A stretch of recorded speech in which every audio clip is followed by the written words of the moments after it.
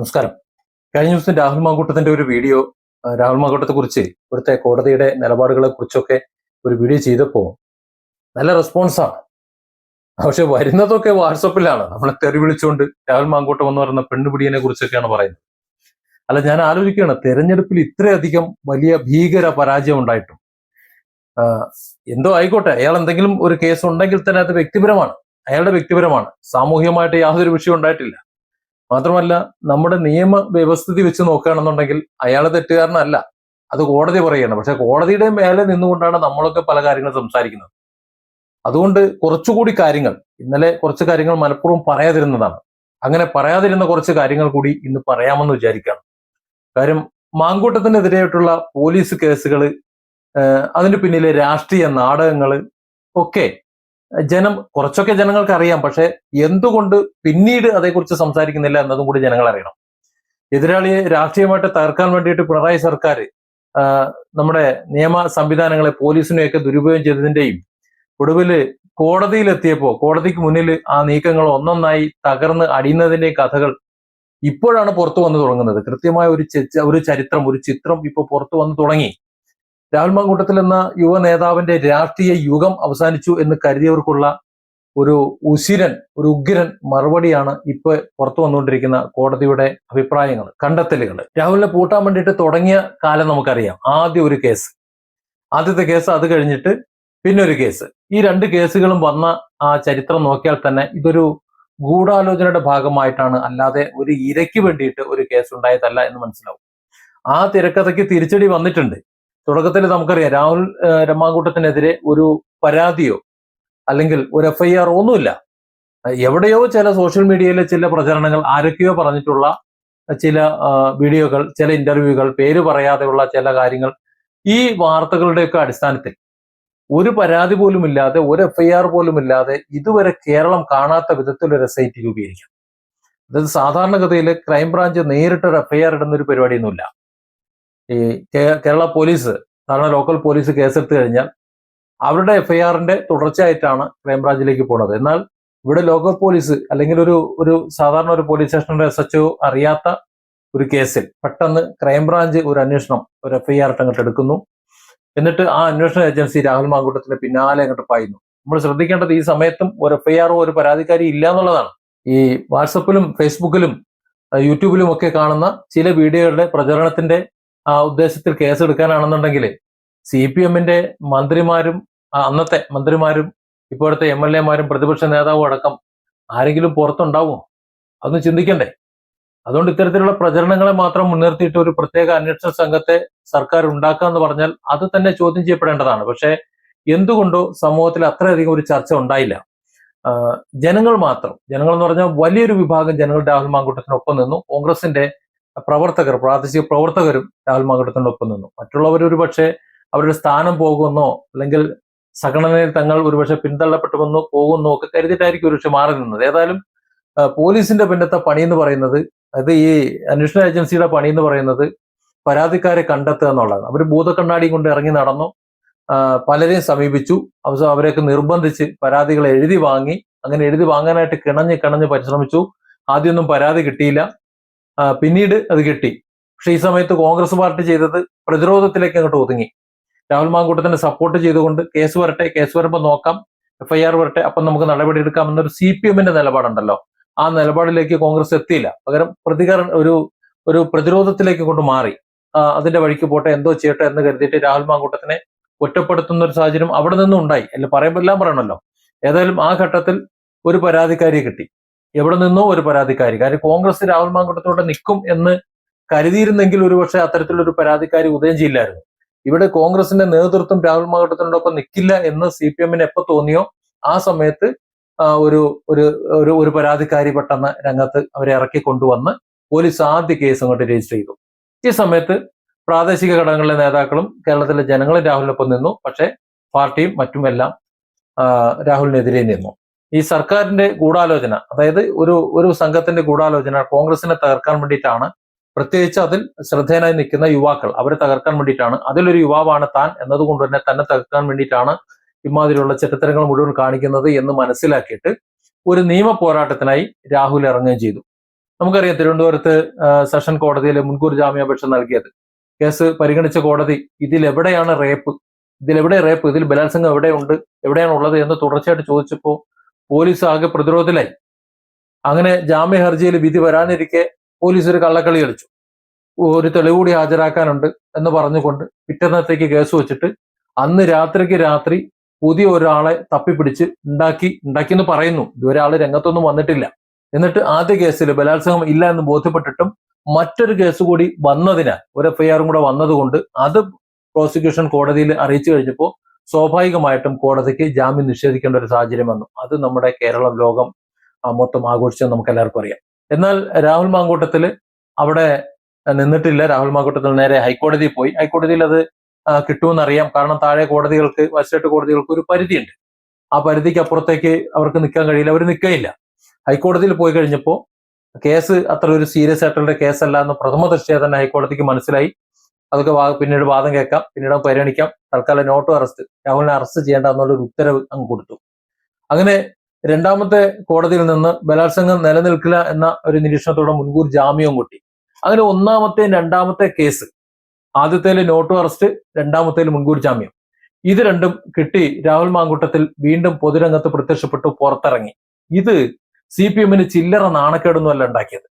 കാരണം ആദ്യ കേസ് ഉണ്ടായ സമയത്ത് നമുക്കറിയാം രാഹുൽ മാങ്കൂട്ടം അന്ന് എം എൽ എയെ അറസ്റ്റ് ചെയ്ത് ജയിലിൽ അടയ്ക്കാൻ വേണ്ടി, അതിനു വേണ്ടിയാണ് ഈ കേസുകളൊക്കെ ഉണ്ടായത് എന്ന് നമുക്കറിയാം. അല്ലെങ്കിൽ ഇപ്പോൾ ഇത് വാർത്തയാകണ്ടേ? ഇപ്പൊ ഇത് വാർത്തയാകുന്നില്ലല്ലോ. രാഹുലിനെ പൂട്ടാൻ വേണ്ടിയിട്ട്, രാഹുലിന്റെ രാഷ്ട്രീയ ഭാവി ഇല്ലാതാക്കാൻ CPM എന്ന് പറയുന്ന ഇടതുപക്ഷ രാഷ്ട്രീയത്തിന് രാഹുൽ എന്ന് പറയുന്ന ഒരാൾ ശല്യമാണ്, ബുദ്ധിമുട്ടാണ്. ആ ബുദ്ധിമുട്ട് ഇല്ലാതാക്കാൻ വേണ്ടി ഉണ്ടാക്കിയതാണിത്. അതുകൊണ്ടാണ് ആദ്യത്തെ കേസ് വന്നപ്പോൾ തന്നെ ഇയാളെ അറസ്റ്റ് ചെയ്യാൻ വേണ്ടി എത്ര കോടി ചെലവഴിച്ചിട്ടാണ് കേരളം മുഴുവൻ, കേരള, കർണാടക, തമിഴ്നാടൊക്കെ പോലീസിനെ അങ്ങോട്ട് നിരത്തിയത്. ആലോചിച്ച് നോക്കൂ. ഒരു വേള കാസർഗോഡ് നിന്ന് പിടിച്ചു എന്ന് വരെ വന്നു. അവിടെ പിടിച്ചു, റിമാൻഡിൽ പോകുന്നു എന്ന രീതിയിൽ പോലും വാർത്തകൾ വന്നു. ആ രീതിയിൽ ഇത്രയധികം പോലീസ് ശുഷ്കാന്തിയോടെ, നമ്മളെ നിയമസഭയിൽ ആരോ പറഞ്ഞതുപോലെ ആ ശുഷ്കാന്തിയോടെ പോലീസിനെ കൊണ്ട് ഇങ്ങനെ ചെയ്യിച്ചത്, ക്രൈംബ്രാഞ്ചിനെ കൊണ്ട് ഇങ്ങനെ ചെയ്യിച്ചത്, SIT കൊണ്ട് ഇങ്ങനെ ചെയ്യിച്ചത് ഈ കേസ് തെളിയിക്കാൻ എന്നാ കരുതിയത്? അല്ല, രാഹുലിനെ പൂട്ടാൻ വേണ്ടിയിട്ടാണ്.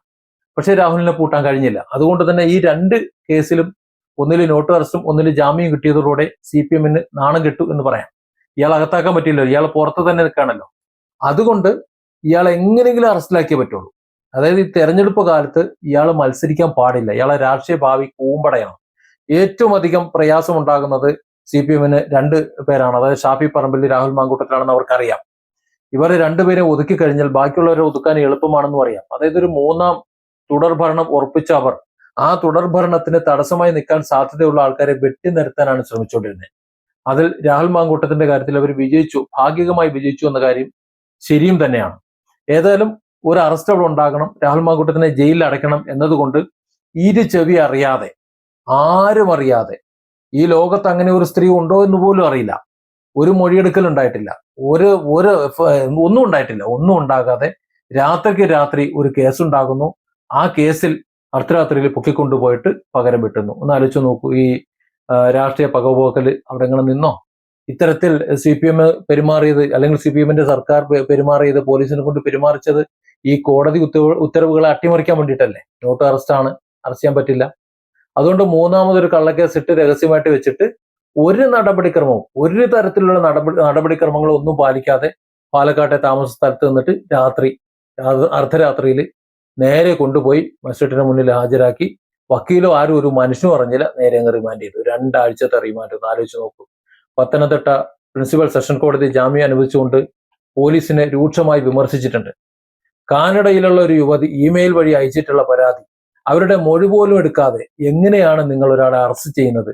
ഹൈക്കോടതിയുടെ സംരക്ഷണമുള്ള ഒരാളോട് ഈ കാണിച്ചതിൽ എവിടെയാണ് നിയമപരമായിട്ടുള്ള നടപടിക്രമങ്ങൾ?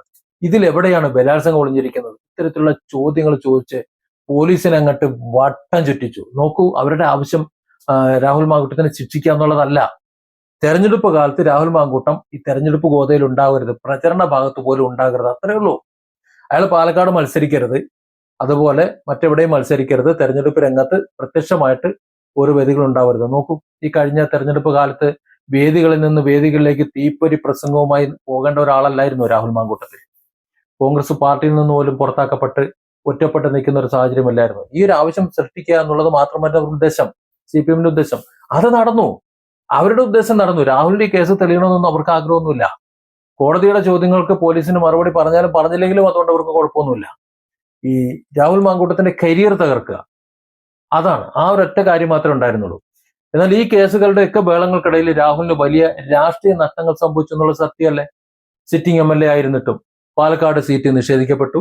തെരഞ്ഞെടുപ്പ് വേളയിൽ UDF-ന്റെ പ്രധാന പ്രചാരകനാകേണ്ടിയിരുന്ന അദ്ദേഹത്തെ മാറ്റി നിർത്താൻ ഈ കേസുകൾ കാരണമായി. പക്ഷേ ഇപ്പം ഒടുവിൽ സത്യം പുറത്തു വന്നുകൊണ്ടിരിക്കുന്നു. ആദ്യത്തെ കേസിൽ മുൻകൂർ ജാമ്യം അനുവദിച്ചുകൊണ്ട് ഹൈക്കോടതി ചരിത്രപരമായിട്ടുള്ള നിരീക്ഷണങ്ങൾ നടത്തിയിട്ടുണ്ട്. വിവാഹിതയായ ഒരു സ്ത്രീക്ക് വിവാഹം നിലനിൽക്കുമ്പോൾ തന്നെ, അതായത് ബന്ധം വേർപെടാതെ അവർ വിവാഹിതയായി തന്നെ ജീവിക്കുമ്പോൾ തന്നെ എങ്ങനെയാണ് വിവാഹ വാഗ്ദാനം നൽകി മറ്റൊരാൾ പീഡിപ്പിക്കുക, അല്ലെങ്കിൽ അത്തരത്തിലൊരു പരാതി എങ്ങനെ കൊടുക്കാൻ കഴിയുക എന്നാണ് ചോദിക്കുന്നത്. അവിവാഹിതനായ ഒരു യുവാവ് പരസ്പര സമ്മതത്തോടെ ബന്ധപ്പെട്ടാൽ അതിൽ ഏത് നിയമലംഘനമാണ് ഉള്ളത് എന്നാണ് കോടതി ചോദിച്ചത്. നാണം കെട്ടുപോയില്ലേ പോലീസ്? ഇതിനെതിരെ പരാതിക്കാരി സുപ്രീം കോടതിയെ സമീപിച്ചിട്ടുണ്ടായിരുന്നു.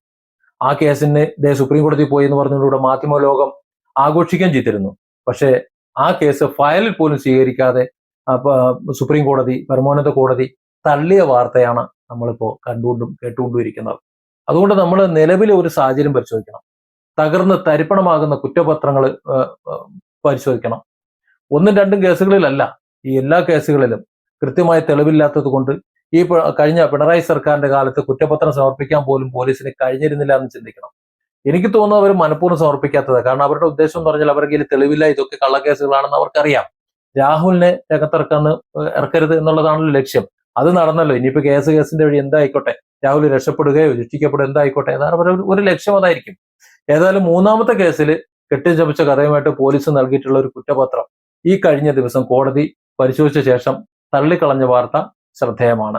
ഇതാണോ പോലീസ് തയ്യാറാക്കുന്ന ഒരു കുറ്റപത്രം? ഇത് ഇങ്ങനെ ഒരു കുറ്റപത്രം തയ്യാറാക്കാൻ അങ്ങനെ തോന്നി? നിങ്ങൾക്ക് കുറ്റപത്രം തയ്യാറാക്കാൻ അറിയില്ലേ? ഇതാണ് ചോദിക്കുന്നത്. ഇത് തിരുത്തിയിട്ട് മര്യാദയ്ക്ക് ഇത് എഴുതിക്കൊണ്ട് വാ എന്ന് പറഞ്ഞ് കോടതി അത് മടക്കി അയച്ചേക്കാണ്. ഇപ്പോ പിണറായിയുടെ ഭരണം അവസാനിച്ചു. ഇനി ഈ കുറ്റപത്രം തിരുത്തേണ്ടത് പുതിയ ആഭ്യന്തര വകുപ്പാണ്.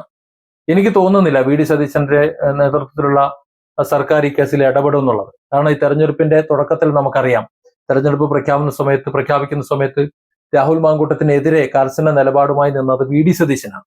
ഇന്ന് VD സതീശൻ എത്ര നല്ല മുഖ്യമന്ത്രി എന്ന് പറഞ്ഞാലും, എത്ര ജനപ്രിയനെന്ന് പറഞ്ഞു കഴിഞ്ഞാലും, അന്ന് രാഹുൽ മാങ്കൂട്ടത്തോട് പെരുമാറിയിട്ടുള്ള പെരുമാറ്റം ഉണ്ടല്ലോ, ആ പെരുമാറ്റത്തോട് ഞാൻ വ്യക്തിപരമായി യോജിക്കുന്നില്ല. അങ്ങനെ അല്ലായിരുന്നു പെരുമാറേണ്ടിയിരുന്നത്. അവിടെ CPM-ന്റെ മാതൃകയായിരുന്നു എടുക്കേണ്ടിയിരുന്നത്. CPM-ന്റെ എല്ലാം ശരിയാണെന്നുള്ളതല്ല, ശരിയാണെന്ന് തന്നെ പറയണമല്ലോ. ഇപ്പോ നിയമത്തിന്റെ വഴിക്ക് പോട്ടെ എന്നുള്ള ആ ഒരു നിലപാട് സർക്കാർ എടുക്കുന്നുണ്ടെങ്കിൽ നല്ലത്. നിയമത്തിന്റെ വഴിക്ക് തന്നെയാണ് പോകുന്നുണ്ടെങ്കിൽ രാഹുൽ മാങ്കൂട്ടത്തിൽ ശിക്ഷിക്കപ്പെടാതെ രക്ഷിക്കപ്പെട്ട് പുറത്തു വരും.